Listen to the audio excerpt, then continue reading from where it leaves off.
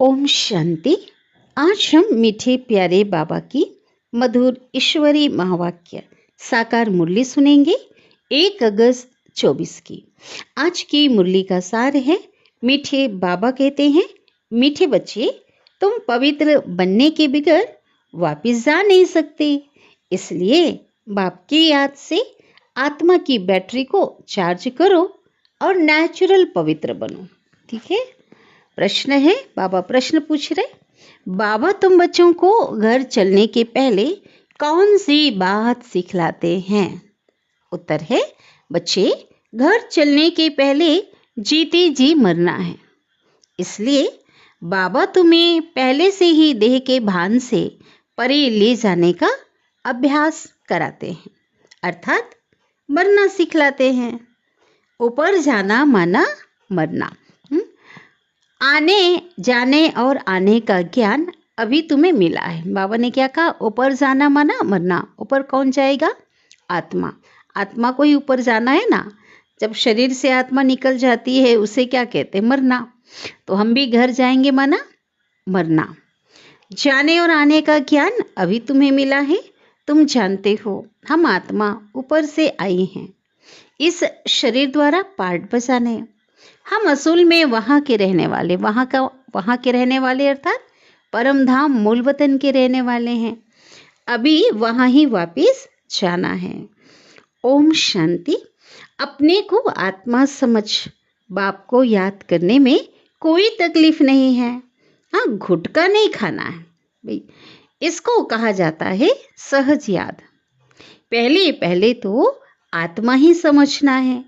आत्मा ही शरीर धारण कर पार्ट बजाती है। संस्कार भी सब आत्मा में ही रहते हैं। आत्मा तो इंडिपेंडेंट है, स्वतंत्र है। बाबा कहते हैं, अपने को आत्मा समझ मुझ बाप को याद करो। यह नॉलेज अभी ही तुमको मिलती है, अभी संगम में ही मिलती है, फिर नहीं मिलेगी, फिर सारा कल्प फिर नहीं मिलेगी। तुम्हारा यह शांत में बैठना दुनिया नहीं जानती है। इसको कहा जाता है नेचुरल शांति। स्वाभाविक रूप से हम कैसे बैठते हैं? शांत में बैठते हैं ना, आत्मा समझ करके। हम आत्मा ऊपर से आई हैं, इस शरीर द्वारा पार्ट बजाने। हम आत्मा असूल में वहाँ के रहने वाले हैं। यह बुद्धि में ज्ञान है। बाकी इसमें हठ योग की कोई बात ही नहीं, बिल्कुल सहज है। अभी हम आत्माओं को घर जाना है, परंतु पवित्र बनने बगैर तो जा नहीं सकते। तो पवित्र होने के लिए क्या करना है? परमात्मा बाप को याद करना है। उनको याद करते करते पाप मिट जाएंगे। तकलीफ की तो कोई बात ही नहीं है। तुम पैदल करने जाते हो, माना कोई वॉक करता है मॉर्निंग में या इवनिंग में, है ना, तो बाबा कहते उस समय बाबा की याद में रहो। अभी ही याद से पवित्र बन सकते हो। वहाँ वह तो है पवित्र दुनिया। वहाँ उस पावन दुनिया में इस ज्ञान की कोई दरकार नहीं रहती, क्योंकि वहाँ कोई विकर्म होता ही नहीं। यहाँ याद से विकर्म विनाश करने हैं। बाबा की याद से विकर्म विनाश करने हैं। वहाँ तो तुम नेचुरल चलते हो, जैसे अभी यहाँ चलते हो, अभी प्रैक्टिस कर रहे हैं ना। हर एक को आत्मा देखना, आत्मा समझना, शांत में रहना, फिर थोड़ा थोड़ा नीचे उतरते हो। ऐसे नहीं कि वहाँ भी तुमको यह प्रैक्टिस करनी है, नहीं। प्रैक्टिस तो अभी ही करना है। बैटरी अब चार्ज करना है। आत्मा रूपी बैटरी को चार्ज करना है। फिर आहिस्ते आहिस्ते धीरे धीरे बैटरी डिस्चार्ज होना ही है। भाई ये तो नूंद है ना ड्रामा की। बैटरी चार्ज होने का ज्ञान अभी एक ही बार तुमको मिलता है। सतो प्रधान से तमो प्रधान बनने में तुमको कितना समय लग जाता? कितना लग जाता? पूरे 5000 वर्ष लग जाते ना। शुरू से लेकर कुछ ना कुछ बैटरी कम होती जाती। जो पावर है, जैसा हर जन्म में थोड़ी थोड़ी जैसे पावर कम होती जाती। मूल वतन में तो है ही आत्माएं, शरीर तो है ही नहीं। तो नेचुरल उतरने अर्थात बैटरी कम होने की बात तो है ही नहीं, है ना। कैसे? जब मोटर जब चलेगी तब ना बैटरी कम होती जाएगी। बाबा कहते परम धाम में तो कोई चलने की तो बात है ही नहीं, वहां पे तो फुल चार्ज है ना आत्मा। मोटर खड़ी होगी तो बैटरी थोड़ी ही चालू होगी, मोटर जब चले तब बैटरी चालू होगी। बहुत सुंदर एग्जाम्पल दे करके बाबा समझा रहे हैं। बल मोटर में बैटरी चार्ज होती रहती है, लेकिन तुम्हारी बैटरी एक ही बार इस समय चार्ज होती है।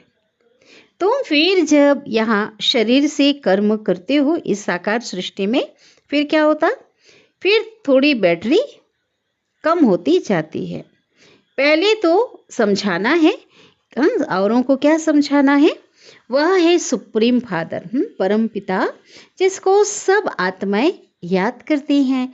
हे भगवान कहते हैं ना, वह बाप है और हम सब कौन है? बच्चे।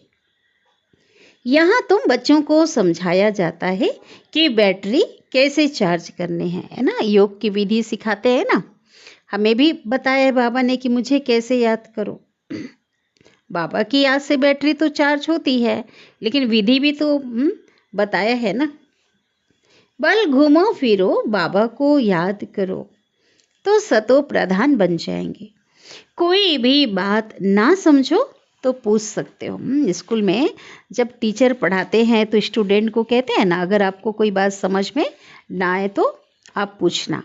तो ऐसे हमारे परम शिक्षक शिव बाबा भी क्या कहते हैं पढ़ाते हुए, अगर समझ में ना आए तो क्या करो? पूछ सकते हो। है बिल्कुल सहज, 5000 वर्ष बाद हमारी बैटरी डिस्चार्ज हो जाती है। कौन बोल रहा है? हमारी बैटरी डिस्चार्ज हो जाती माना ब्रह्मा बाबा। ठीक है, सबकी बैटरी को बाबा चार्ज कर देते हैं। विनाश के समय सब ईश्वर को याद करते हैं। समझो, बाढ़ हुई तो भी जो भक्त होंगे ना, वो भगवान को ही याद करेंगे, परंतु उस समय भगवान की याद तो आ नहीं सकती। कौन याद आएगा फिर?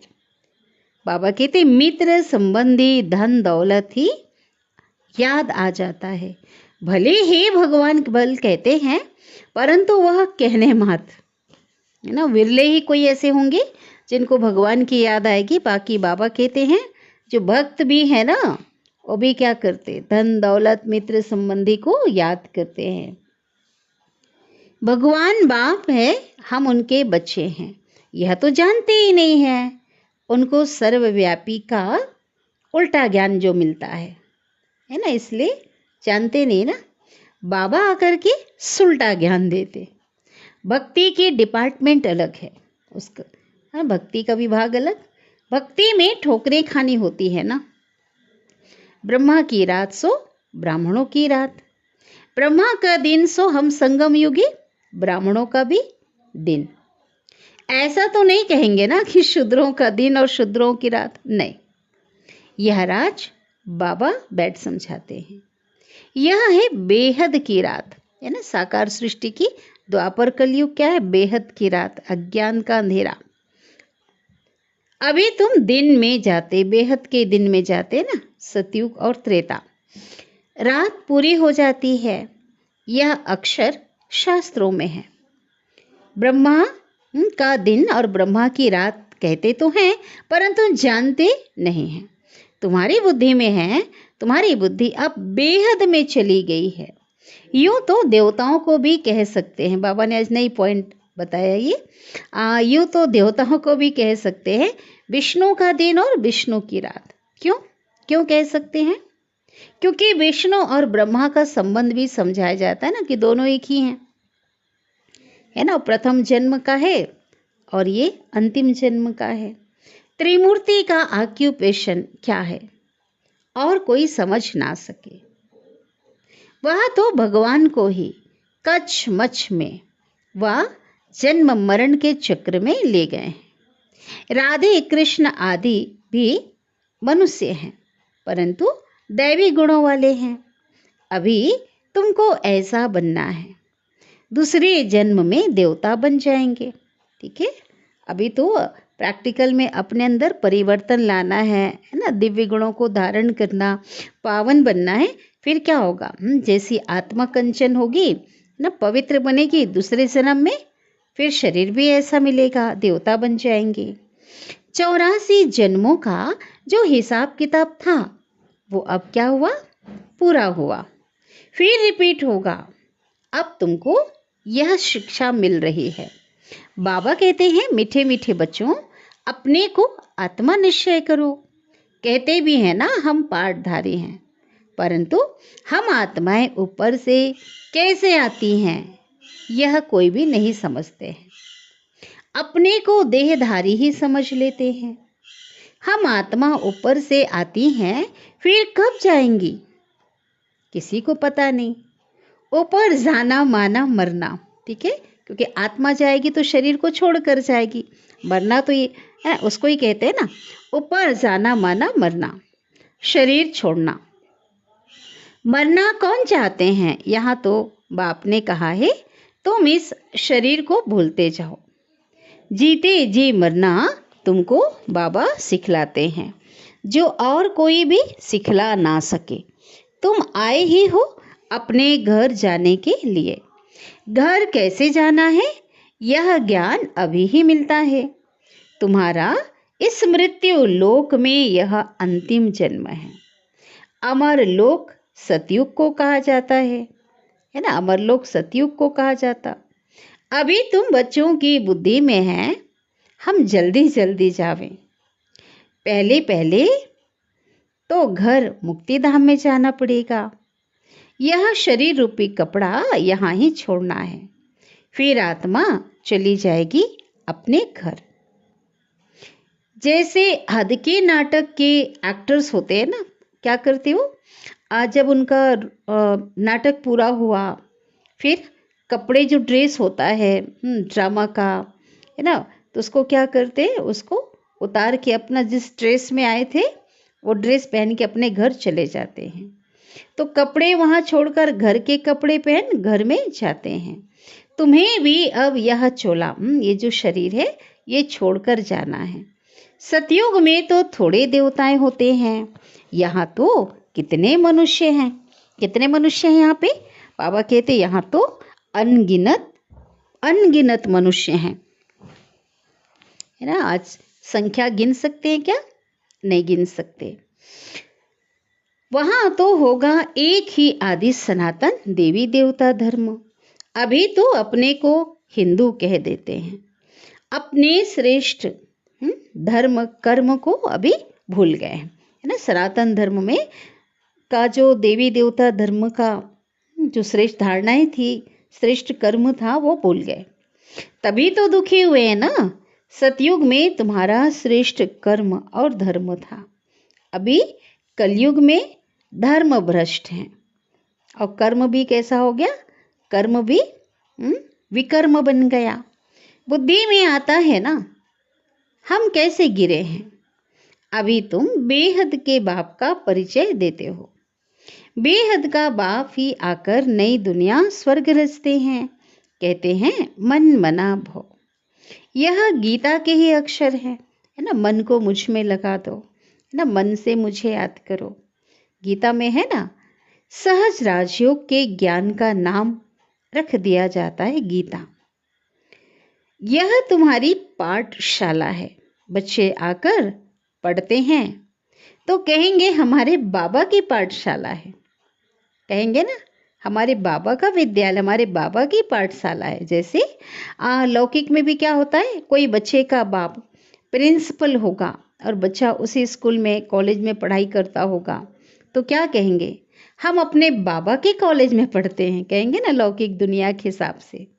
उनकी माँ भी प्रिंसिपल है, अगर है तो कहेंगे हमारे माँ बाप दोनों प्रिंसिपल है और हमको दोनों पढ़ाते हैं, तो हमारे मम्मा बाबा का कॉलेज है। तुम क्या कहेंगे, मम्मा बाबा की पाठशाला है, दोनों ही पढ़ाते हैं, है ना। अब यहाँ पे मम्मा बाबा कौन है, दोनों पढ़ाते, माना कौन सा बाबा कौन मम्मा, माना बड़ी मम्मा की बात आ रही है ना, जगदम्बा मम्मा की बात नहीं, हमारे मम्मा बाबा की माना ब्रह्मा और शिव बाबा दोनों ने यह रूहानी कॉलेज व यूनिवर्सिटी खोली है।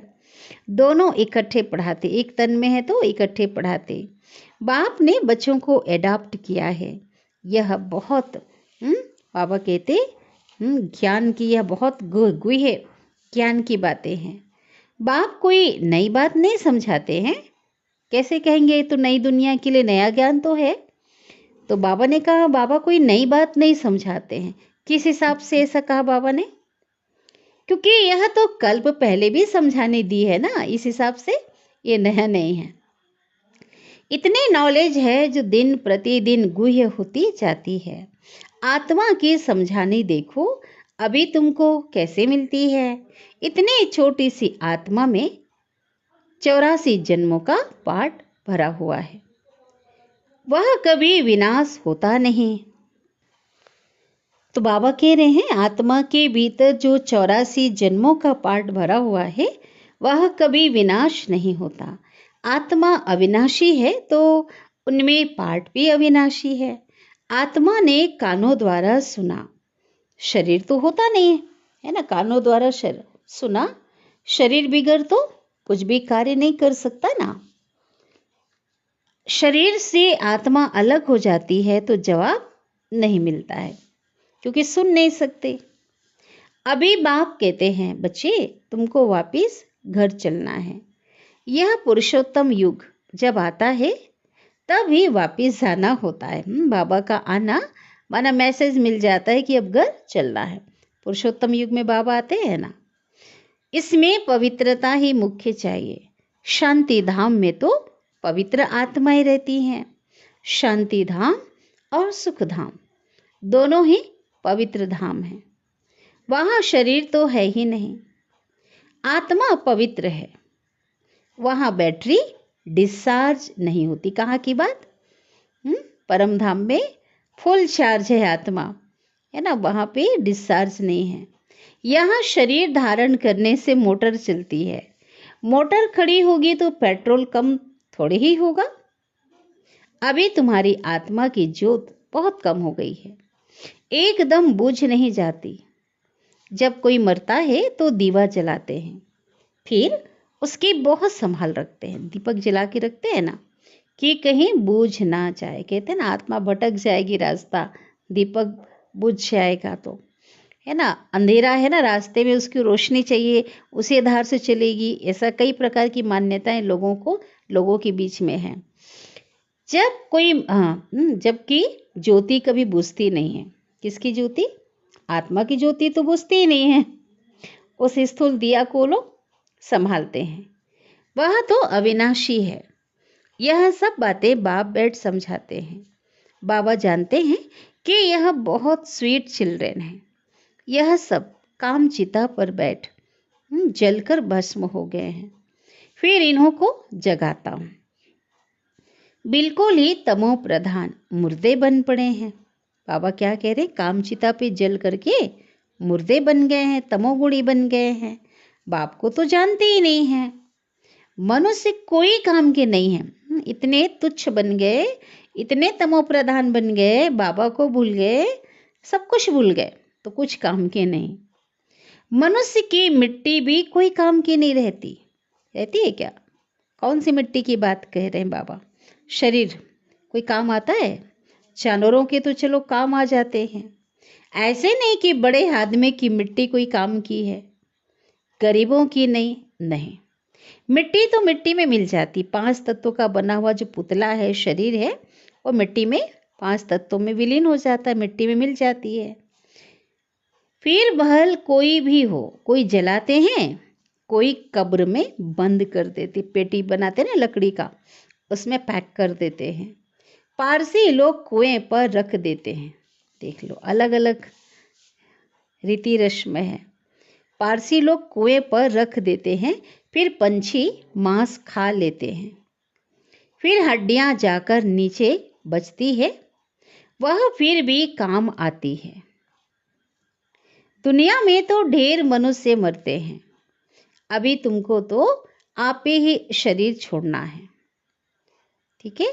बाबा कहते कैसे आप ये शरीर छोड़ना है? बाबा की याद से बाबा हमें अभी अभ्यास करा रहे हैं, अशरीरीपन का अभ्यास करा रहे हैं ना, तो बाबा की याद में शरीर छोड़ के हम अपने घर चले जाएंगे। कोई तकलीफ नहीं होगी, है ना, बिना मेहनत का। माना प्रैक्टिस करा रहे बाबा। तुम यहाँ आए हो शरीर छोड़कर वापिस घर जाने, अर्थात मरने के लिए। तुम खुशी से जाते हो कि हम जीवन मुक्ति में जाएंगे। जिन्होंने जो पार्ट बजाया है अंत तक वही बजाएंगे। बाबा पुरुषार्थ कराते रहेंगे, साक्षी होकर देखते रहेंगे। शिव बाबा क्या करेंगे भाई? बाबा पुरुषार्थ करा रहे हैं, अगर कोई पुरुषार्थ ठीक से नहीं कर रहा है ना, तो ये भी बाबा क्या करेंगे? साक्षी होकर देखेंगे। माना कल्प पहले भी इन्होंने ऐसे ही पाठ बजाया है। यह तो समझ की बात है ना, इसमें डरने की तो कोई बात नहीं है। हम स्वर्ग में जाने के लिए खुद ही पुरुषार्थ कर शरीर छोड़ देते हैं। बाप को ही याद करते रहना है, तो क्या होगा? अंतमति सो गति हो जाए, है ना। इसमें मेहनत है, हर एक पढ़ाई में मेहनत है। भगवान को आकर पढ़ाना पड़ता है। जरूर पढ़ाई बड़ी होगी, है ना, भगवान पढ़ा रहे हैं तो पढ़ाई तो छोटी मोटी नहीं होगी ना, बड़ी होगी। इसमें दैवी गुण भी चाहिए। देवता बनने की पढ़ाई है तो दैवी गुण भी तो चाहिए। यह लक्ष्मी नारायण बनना है ना। यह सतयुग में थे, अब फिर तुम सतयुगी देवता बनने आए हो। एम ऑब्जेक्ट कितनी सहज है, त्रिमूर्ति में क्लियर है। यह त्रिमूर्ति में क्या है? ब्रह्मा विष्णु शंकर आदि के चित्र ना हो तो हम समझा कैसे सकते हैं? तो त्रिमूर्ति के आधार से समझाना इजी हो जाता है। ब्रह्मा सो विष्णु और विष्णु सो ब्रह्मा। ब्रह्मा की 8 भुजा, 100 भुजा दिखाते, 1000 भुजा भी दिखाते ब्रह्मा की, है ना। क्यों दिखाते इतनी भुजा? क्योंकि ब्रह्मा के कितने ढेर बच्चे होते हैं, है ना, सहयोग की निशानी है। तो उन्होंने फिर यह चित्र बना दिया। बाकी मनुष्य कोई इतनी भुजाओं वाला तो होते नहीं, अब कि थोड़ा होता है। वैसे रावण का 10 शीश का अर्थ भी है ना। क्या है अर्थ? रावण बुराइयों का प्रतीक। कोई 10 स्थूल शीश नहीं था। 5 विकार स्त्री में, काम क्रोध मोह लोभ अहंकार, और 5 पुरुष में, ये 10 शीश। ऐसा कोई मनुष्य होता नहीं। यह बाबा ही बैठ समझाते हैं। मनुष्य तो कुछ भी नहीं जानते हैं। यह भी खेल है। यह कोई को पता ही नहीं है कि यह कब से शुरू हुआ। परंपरा कह देते हैं। अरे वो भी कब से, परंपरा भी कब से। तो मीठे मीठे बच्चों को बाप पढ़ाते हैं। वह टीचर भी है ना, तो गुरु भी है।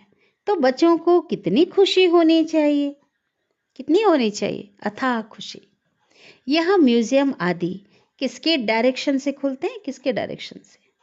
बाबा के, शिव बाबा के डायरेक्शन से ना। यहाँ है ही माँ बाप और बच्चे। मम्मा माना ब्रह्मा माँ, शिव बाबा और बच्चे। ढेर बच्चे हैं डायरेक्शन पर, बाबा के डायरेक्शन पर खोलते रहते हैं। लोग कहते हैं, तुम कहते हो कि भगवानु वाच। बाबा कहते, लोग क्या कहते हैं? तुम कहते हो, हमको कहते हैं कि तुम कहते भगवानु आज, तो रथ द्वारा हमको भगवान का साक्षात्कार कराओ। ऐसे ऐसे भी लोग हैं, ठीक है, कराओ। अरे तुमने आत्मा का साक्ष, उनसे क्या कहना है? अरे तुमने आत्मा का साक्षात्कार किया है? ये सामने वाला चुप हो जाएगा ना। इतनी छोटी सी बिंदु का साक्षात्कार तुम क्या कर सकेंगे? जरूरत ही नहीं है। यह तो आत्मा को जानना होता है। आत्मा भ्रिकुटी के बीच रहती है और जिसके आधार पर इतना बड़ा शरीर चलता है। अभी तुम्हारे पास ना लाइट का ना रतन जड़ित ताज है। दोनों ताज लेने के लिए फिर से तुम पुरुषार्थ कर रहे हो। कल्प कल्प तुम बाप से वर्षा लेते हो। बाबा पूछते हैं आगे कब मिले हो? तो कहते हैं हाँ बाबा, कल्प कल्प आपसे मिलते आए हैं। ठीक है, बाबा बच्चे क्या कहते? बाबा कल्प कल्प आपसे मिलते आए। क्यों क्यों मिलते आए हैं? यह लक्ष्मी नारायण बनने के लिए। यह सभी एक ही बात बोलेंगे, बाबा कहते हैं अच्छा है, शुभ बोलते हो। अब पुरुषार्थ भी तो करो, बिना पुरुषार्थ के क्या लक्ष्मी नारायण बन जाओगे? बाबा कहते हैं अब सभी तो नर से नारायण नहीं बनेंगे, प्रजा भी तो चाहिए ना। कथा भी होती है सत्यनारायण की, वो लोग कथा सुनाते हैं, परंतु बुद्धि में कुछ भी याद नहीं है, कुछ आता नहीं। तुम बच्चे समझते हो वह है शांति धाम, निराकारी दुनिया। फिर वहां से जाएंगे सुख धाम में। सुख धाम में ले जाने वाला एक ही बाप है। कौन? परमपिता शिव बाबा। तुम कोई को भी समझाओ, बोलो अभी वापिस घर जाएंगे। आत्मा को अपने घर तो अशरीरी बाबा निराकार शिव बाबा ही ले जाएंगे। अभी बाप आए हैं, उनको कोई भी नहीं जानते, तो बाबा कहते हैं मैं जिस तन में आया हूं उनको भी कोई नहीं जानते। रथ भी तो है ना, हर एक रथ में आत्मा प्रवेश करती, हर एक का जो शरीर है ना वो रथ है, आत्मा प्रवेश करती है। और यहाँ ब्रह्मा के तन में परम आत्मा है ना, सबकी आत्मा भ्रिकुटी के बीच में रहती है। बाप आकर भ्रिकुटी के बीच में ही बैठेगा। समझाते तो बाबा बहुत सहज हैं, पतित से पावन तो एक ही बाप है ना। बाप के सब बच्चे एक समान हैं। ठीक है, बाबा के लिए सब बच्चे एक समान हैं। उनमें हर एक का अपना अपना पार्ट है, इसमें कोई इंटरफियर नहीं कर सकता, कोई भी बाधा डाल सकता है क्या? हस्तक्षेप कर सकता है क्या? कोई नहीं कर सकता, है ना, कि हमारे जैसा ही पार्ट बजाए, हो नहीं सकता ना, इसलिए साक्षी होकर देखना है। अच्छा, याद प्यार ले लेते हैं। मीठे मीठे सिकिलधे बच्चों प्रति माता पिता बाप दादा का याद प्यार और गुड मॉर्निंग। रूहानी बाप की रूहानी बच्चों को नमस्ते, और हम रूहानी बच्चों की रूहानी माता पिता बाप दादा को याद प्यार, गुड मॉर्निंग और नमस्ते। शुक्रिया बाबा, शुक्रिया, आपका दिल से पद्मा पद्म गुणा शुक्रिया। धारणा के लिए मुख्य सार, पहली पॉइंट, इस शरीर रूपी कपड़े से ममत्व निकाल, जीते जी मरना है। ठीक है, जीते जी मरना माना भान निकाल देना, ममत्व निकाल देना देह से, अर्थात अपने सब पुराने हिसाब किताब चुकतू करना है। सेकंड पॉइंट है, डबल ताजधारी बनने के लिए पढ़ाई की मेहनत करनी है, दैवी गुण धारण करने हैं। जैसा लक्ष्य है, शुभ बोल है, ऐसा पुरुषार्थ भी करना है। ठीक है, क्या बोला बाबा ने? जो लक्ष्य है, शुभ बोल है, ऐसा पुरुषार्थ करना है। सदगुरु बाबा वरदान दे रहे हैं, कल्याण के संकल्प को समाप्त कर, अब कार्यों पर उपकार करने वाले ज्ञानी तू आत्मा भव। ठीक है, विस्तार है, कोई रोज आपकी ग्लानि करे, कल्याण करे, गाली दे तो भी उसके प्रति मन में घृणा भाव ना आए। उसके प्रति भी मन में घृणा भाव ना आए। अपकारी पर भी उपकार, यही ज्ञानी तू आत्मा का कर्तव्य है। जैसे आप बच्चों ने बाप को 63 जन्म गाली दी, फिर भी बाप ने कल्याणकारी दृष्टि से देखा ना, तो फॉलो फादर। ज्ञानी तो आत्मा का अर्थ ही है सर्व के प्रति कल्याण की भावना, कल्याण संकल्प मात्र भी ना हो। स्लोगन है, मन मना भव की स्थिति में स्थित रहो, तो औरों के मन के भावों को जान जाएंगे। जब मन बुद्धि एकाग्रचित होकर एक शिव बाबा की याद में जब होंगे, तो क्या होगा? बाबा कहते ये इतनी शक्तिशाली स्थिति होगी, जब एकाग्र मन, शांत मन होगा, तो औरों की रीड कर सकेंगे ना, उनके मन के भावों को जान सकेंगे। अच्छा, ओम शांति।